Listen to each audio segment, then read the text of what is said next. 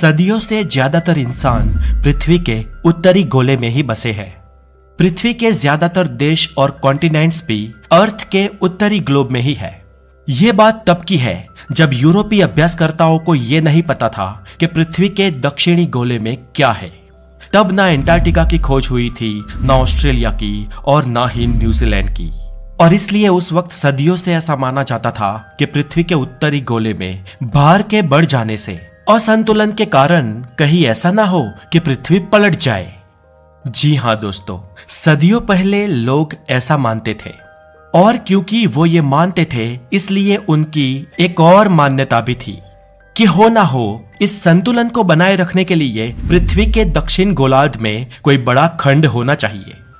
उस वक्त के लोगों की इस मान्यता का कोई वैज्ञानिक वजूद तो नहीं था। फिर भी कई यूरोपियन अभ्यासकर्ताओं ने उस समय में दक्षिण गोलार्ध के एक काल्पनिक महाखंड का नामकरण कर दिया और जो था टेरा ऑस्ट्रेलिस इनकॉग्निटा। ये नाम लैटिन भाषा का था जिसका अर्थ होता है अननोन साउथलैंड। ये दुनिया का एक ऐसा पहला खंड बना जिसकी खोज के पहले ही उसका नामकरण हो चुका था। धीरे धीरे समय के साथ ये ऑस्ट्रेलिस शब्द ऑस्ट्रेलिया बन गया और जो बाद में एक देश का भी नाम बना। दोस्तों, ये देश दुनिया से विलुप्त था। ये देश और वहां के लोग हजारों सालों तक दुनिया से अछूते रहे और फिर अचानक कैप्टन जेम्स कुक नाम के एक ब्रिटिश यूरोपियन ने इस नई दुनिया की ओर कदम रखा और उसने वहां जाकर अपनी आंखों के सामने देखी एक नई दुनिया जहां पर बसते थे अजीब लोग और बहुत ही अलग प्राणी। कैप्टन जेम्स कुक जब इंग्लैंड से निकला तब पहली बात तो ये कि तब वो टेरा ऑस्ट्रेलिस इनकॉग्निटा की खोज में नहीं निकला था। इंग्लैंड की नेवी ने कैप्टन जेम्स कुक को एंडेवर नाम का एक समुद्री जहाज दिया था और कैप्टन जेम्स कुक को किसी और आशय से ही भेजा गया था। दरअसल साल 1769 के जून महीने में सूर्य के बीच शुक्र ग्रह का ट्रांजिट होने वाला था। ट्रांजिट मतलब दोस्तों सूर्य और पृथ्वी के बीच बुध और शुक्र जब आते हैं और सूरज के बीच से वो एक काले टपके की तरह जाते हुए दिखाई देते हैं, इस दृश्य को ट्रांजिट कहते हैं, जिसे हिंदी में यामयोत्तर गमन भी कहते हैं। और शुक्र ग्रह का ये ट्रांजिट पृथ्वी से हर 243 साल में 2 बार ही दिखता है। उस समय के अभ्यासकर्ताओं के पास भी ग्रहों की दूरी का और उसके भ्रमण का सटीक कैलकुलेशन था और इसलिए ये जानना कि ये कहां से दिखेगा और कब दिखेगा ये बहुत ही आसान था। साल 1769 के जून महीने में शुक्र का ये ट्रांजिट दक्षिण प्रशांत महासागर के ताहित टापुओं पर से दिखने वाला था, ये खोजकर्ता जानते थे। दोस्तों, दरअसल इस ट्रांजिट के अभ्यास से वैज्ञानिक सूर्यमंडल के ग्रहों के बीच की दूरी जानना चाहते थे और खगोल विद्यों के बीच उस समय सिर्फ 6 ग्रहों का ही अस्तित्व था। उस समय में यूरेनस और नेपच्यून ग्रह की खोज नहीं हुई थी और प्लूटो नाम का वामन ग्रह भी खोजा नहीं गया था। उस समय दोस्तों वैज्ञानिक ये तो जानते थे कि पृथ्वी और गुरु ग्रह का अंतर सूर्य और पृथ्वी के अंतर से 5 गुना ज्यादा है, लेकिन दोस्तों ये अंतर वो किलोमीटर में कितना है ये नहीं जानते थे। अब दोस्तों इतने सालों बाद होने वाले इस ट्रांजिट से उस वक्त के वैज्ञानिक ये सब ही पता लगाना चाहते थे और इसीलिए कैप्टन जेम्स कुक और उनके साथ 4 और वैज्ञानिकों को एंडेवर नाम के जहाज में दक्षिणी प्रशांत महासागर के त्राहित टापुओं पर भेजा गया। कैप्टन जेम्स कुक और उनके साथियों ने इस ट्रांजिट की सारी डिटेल दस्तावेजों में ऐड की, यानी कि उनका यह वैज्ञानिक काम खत्म हो गया था। लेकिन दोस्तों इंग्लैंड की नौसेना ने कैप्टन जेम्स कुक को एक और दस्तावेज भी दिया था और कहा गया था कि ये दस्तावेज उन्हें ट्रांजिट के निरीक्षण के बाद ही खोलना है। और जब इस निरीक्षण के बाद कैप्टन जेम्स कुक ने इस दस्तावेज को खोला तो उसमें लिखा था कि जेम्स कुक और उनकी टीम को इंग्लैंड आने से पहले एक और काम भी करना है। उन्हें अपनी खोज को आगे बढ़ाना है और उन्हें अ continent of land of great extent को भी खोजना है और वहां पर उन्हें in the name of the king of the great Britain की ओर से कब्जा भी करना है। और इसे पढ़ते ही जेम्स कुक और उनके साथी ताहित टापुओं से आगे बढ़े और पश्चिम दिशा की ओर सफर करते रहे। साल 1769 के अक्टूबर महीने में वो लोग न्यूजीलैंड पहुंचे। ये यूरोपियन लोगों के लिए नई भूमि थी। यहां पर सिर्फ माओरी नाम के आदिवासी ही बसते थे। इस प्रदेश पर पहुंचते ही कैप्टन जेम्स कुक ने अपना राष्ट्रध्वज लहराया और इस प्रदेश को ब्रिटेन की मालकियत के रूप में दर्शाया।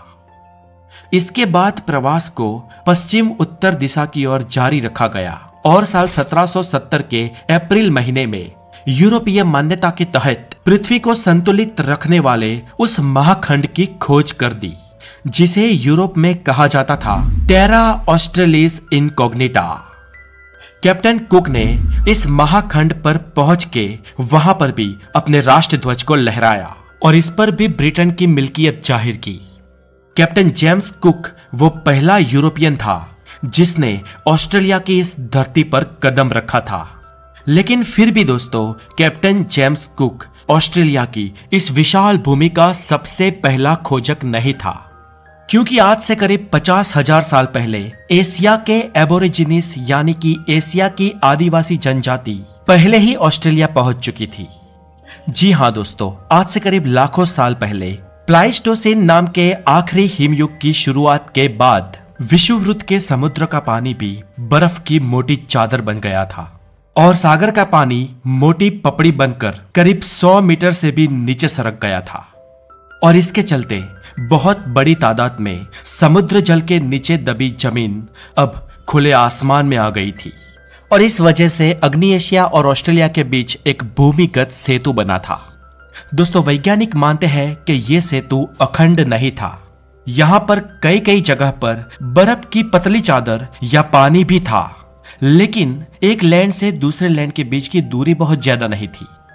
जब ये एशियाई आदिवासी हिमयुग की ठंडी के कारण उत्तर से दक्षिण की ओर प्रयाण कर रहे थे, तब बीच में कई कई जगह पर पानी के अवरोध ने उन्हें रोका भी। लेकिन इस अंतर को पार करने के लिए उनके पास हजारों साल थे।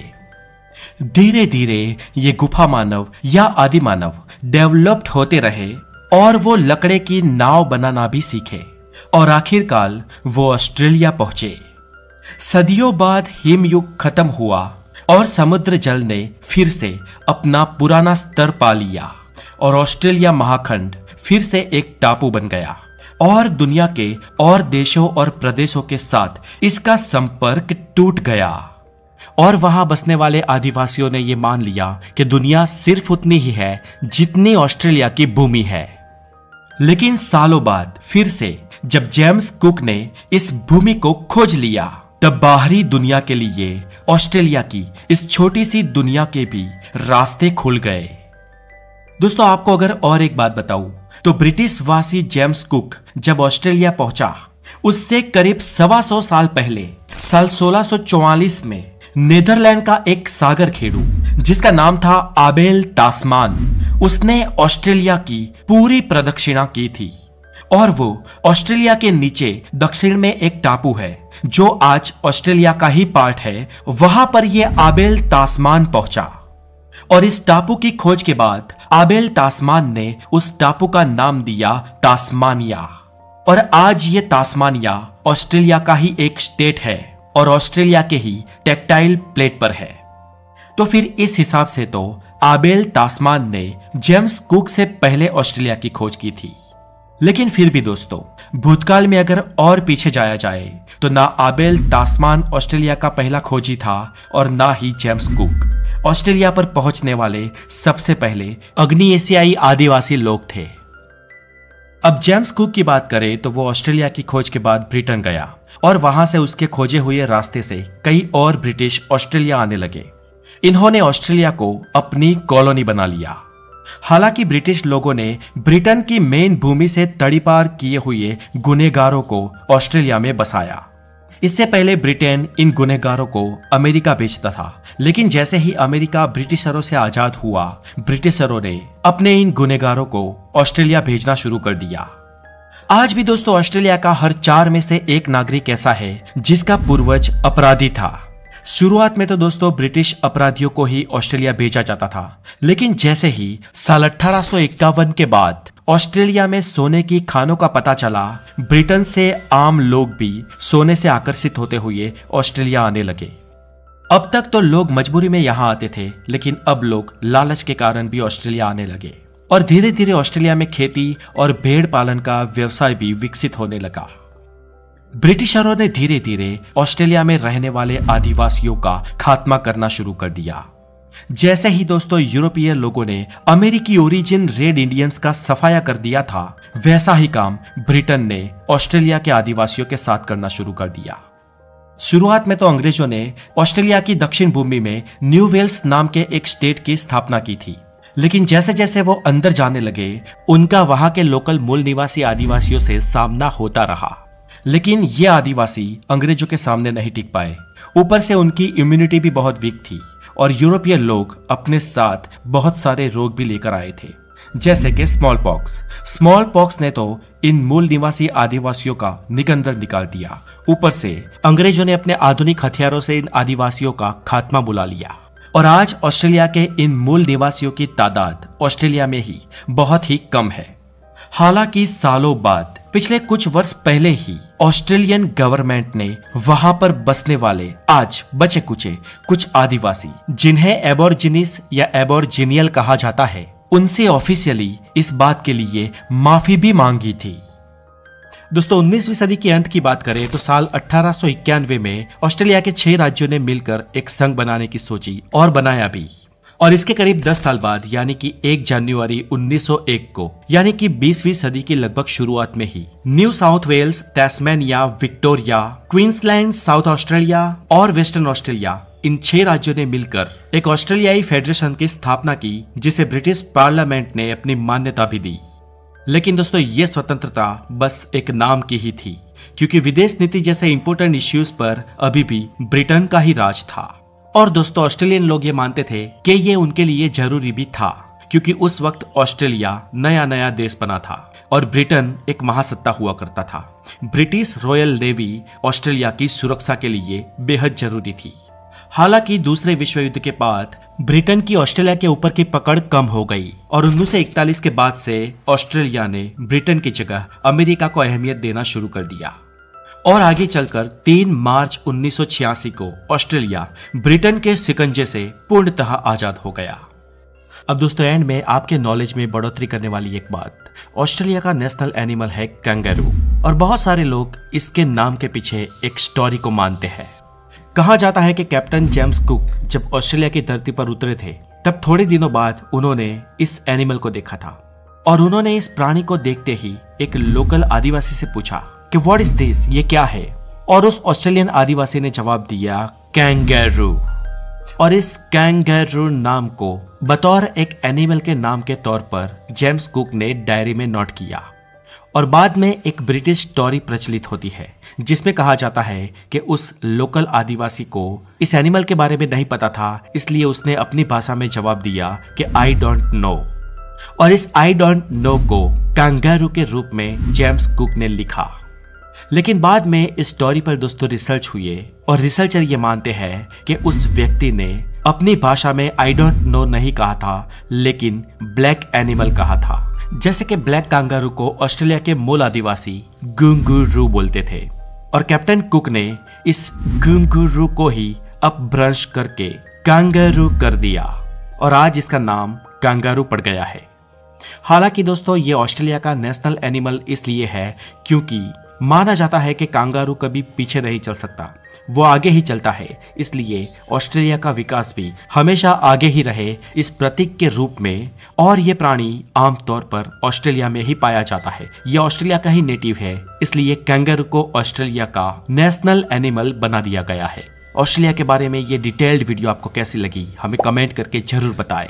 इस वीडियो को लाइक करें और अगर आप नए हैं तो द नॉलेज के साथ जुड़ जाए। बहुत जल्दी